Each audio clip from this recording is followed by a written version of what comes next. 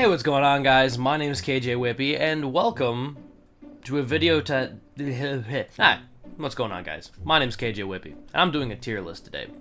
I don't know why. I just sat down at my computer and I was like, hey, I should make a tier list. So, if you remember a little while back, I think back in like May, I made a video with Ian where we started to rank every single Five Nights at Freddy's animatronic / character.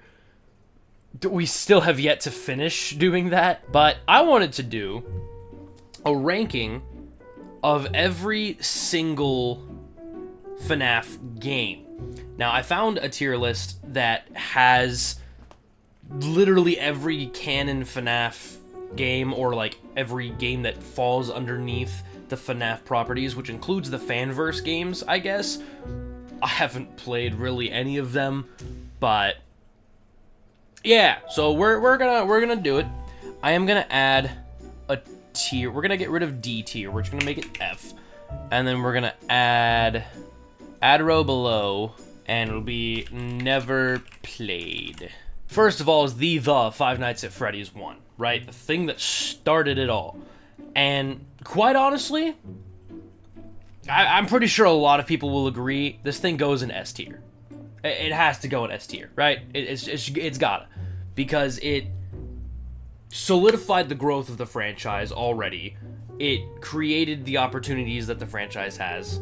But it also was a solid game. It was pretty simplistic towards what it was, but it made it work. And it was quite literally Scott being told, okay, your things look like creepy animatronic dudes. And he's like, you want to see creepy animatronic dudes? Okay, alright, here you go. And that was great.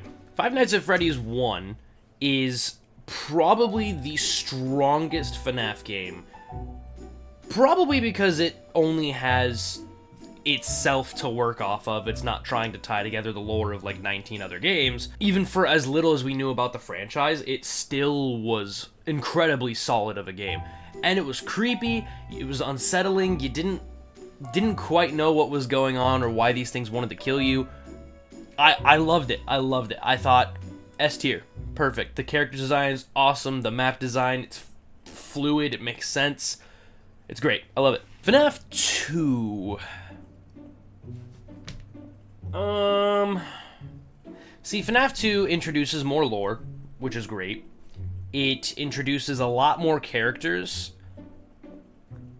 but I feel like for what it is, it's just way too convoluted. It's got too much that you have to worry about. It went from kind of not enough stuff to worry about, to an extent, to all of a sudden, hey, by the way, here's literally a baker's dozen of just random things trying to murder you. Good luck. I'm gonna put it in A tier, because it's not bad. It's not bad by any means. But I don't really like how convoluted it is, so I'm leaving it in A tier. FNAF 3, if you've watched any of my videos on FNAF before, you'll know that FNAF 3 is my favorite FNAF game of all time. Why? Who knows? I think the ambiance and the atmosphere of it are really cool.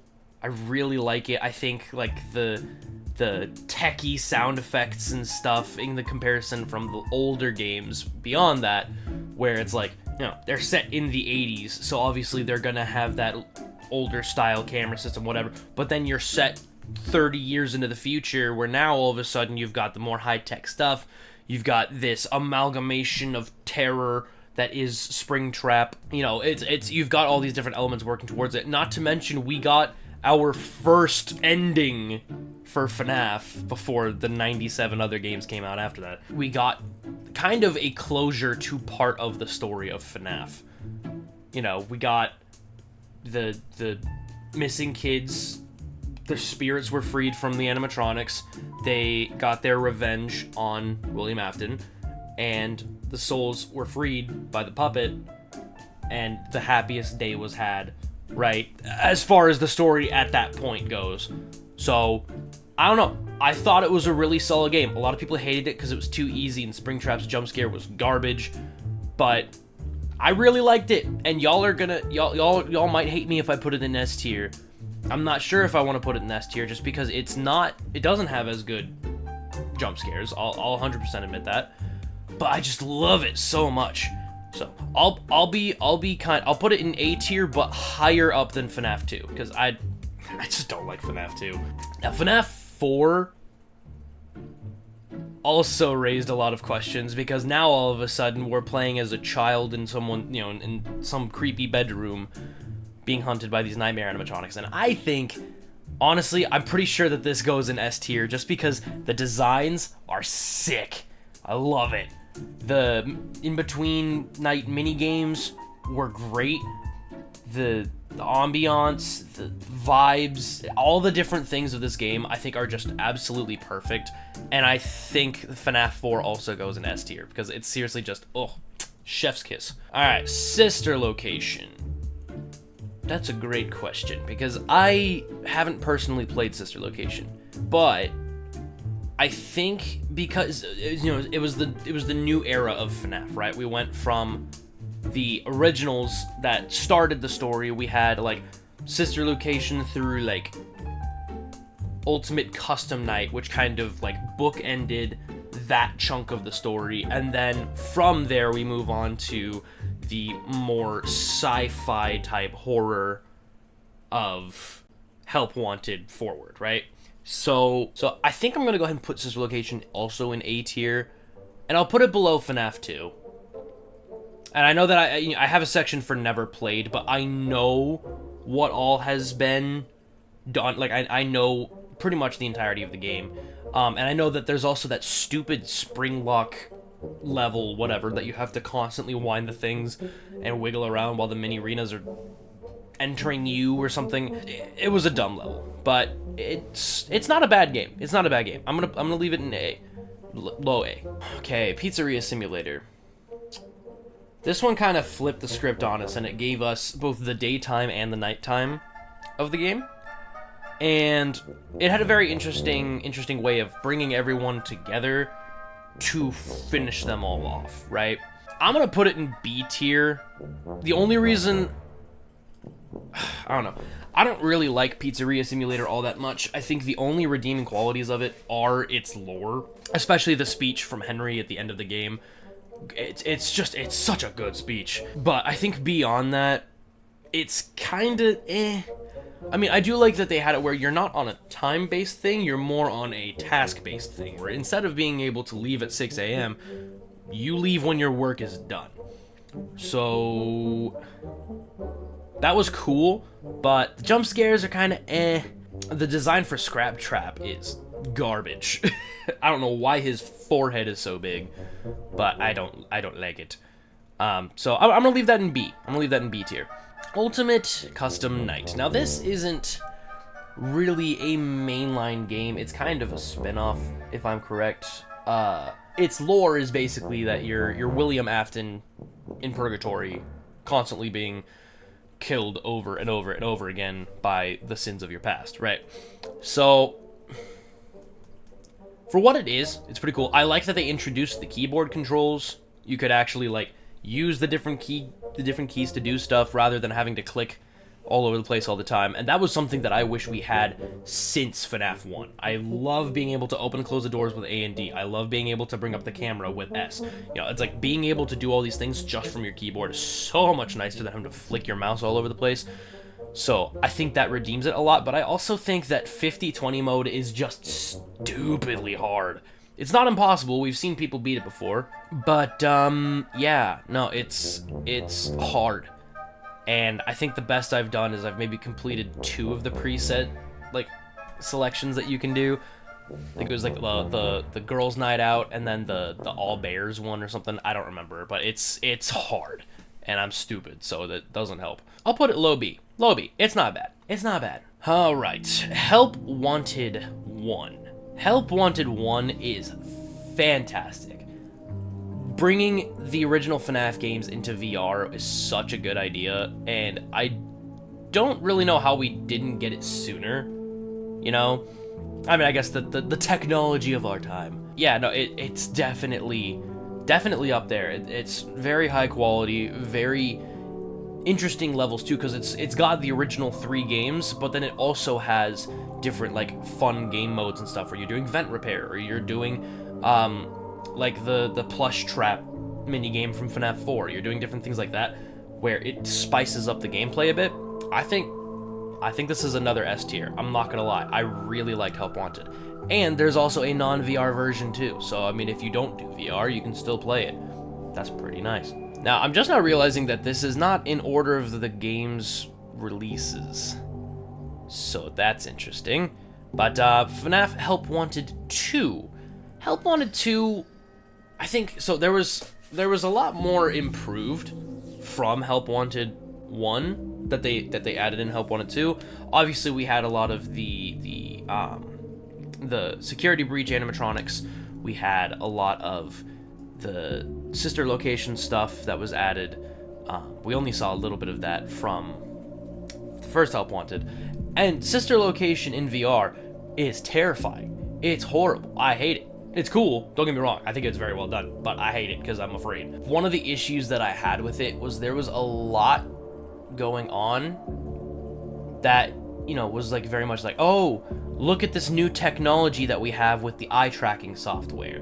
Let's try to implement that in every way that we can. You know, like there was the like keep looking at Roxy while you grab stuff. I feel like that makes it too much to where you can't appreciate what's going on around you.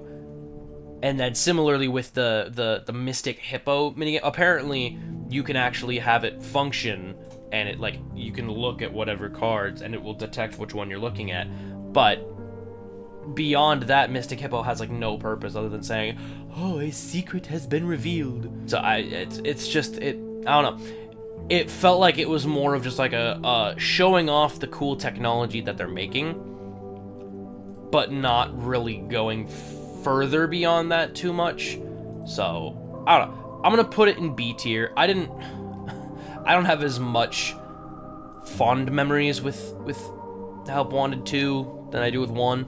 But then again, it only just came out at the end of 2023, so it's not even that like nostalgia has been able to cook it yet. Security Breach. What a game. Security Breach is the first FNAF game that I played on my channel, and I did it through live streams, and I was super hyped for it, and I had a great time playing it, except for that stupid mazer size crap. I never want to do that again. Yeah, it's really a fun game, you know? I think that what Scott intended for it and what Steel Wool actually produced were two separate ideas, very clearly. And Scott has talked about this too with his interview with Daco. Like it's very much two separate ideas that just did not meet up. So the question is, what do I think about that, right? I think if they hadn't cut all the stuff they were going to do, like if you look at the trailer for Security Breach and then you actually look at the game, still two very separate stories. You know, there was very much more Vanny in the trailer, and it was you were very much like focused on seeing Vanny as that game's like major antagonist. This is who we're worried about. This is a bad thing. And then in the game you see her like twice. You see her twice if you're lucky.